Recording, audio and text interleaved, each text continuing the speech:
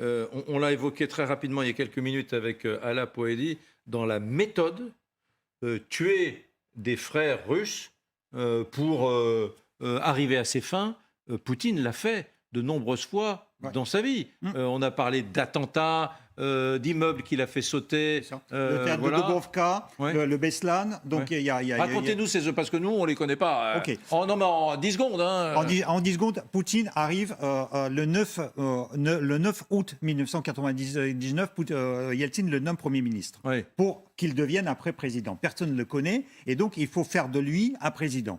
Et donc pour créer ça, Poutine, qui était directeur de FSB, le service de sécurité, il met son ami Patrouchev à sa place et son ami Patrouchev organise 4 attentats contre les civils dans lesquels meurent à peu près 400 Russes. À Moscou, à Volgodonsk, enfin, il y a plusieurs immeubles. Il fait sauter les immeubles.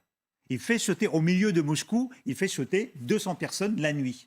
Et bien évidemment, on retrouve tout de suite les Tchétchènes, tout de suite avec les pancartes, tout de suite avec les cartes de Tchétchènes, tout de suite avec...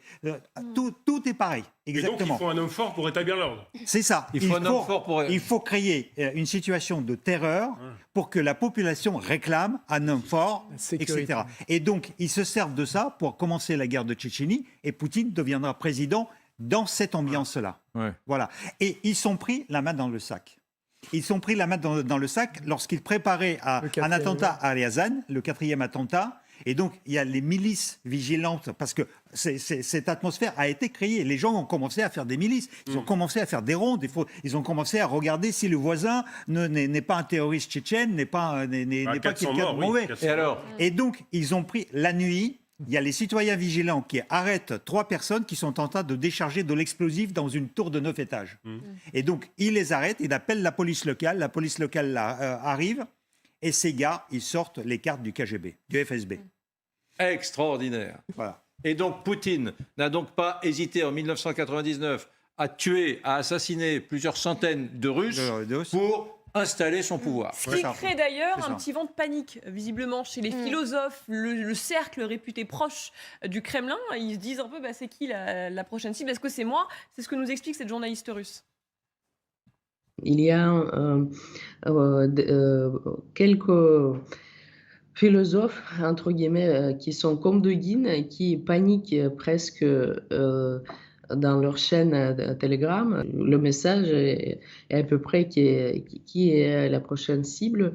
Il y a la joie maligne de certains Ukrainiens, mais aussi de certains Russes libéraux qui montrent que donc ils ne sont pas complètement... ils sont vulnérables finalement, ces gens-là. Et ironie du sort, De Guin appelait à tuer, tuer, tuer. Il y a une émission avec lui où il dit ça, voilà, en commentant les événements en Ukraine. Il dit il faut tuer les Ukrainiens, il faut tuer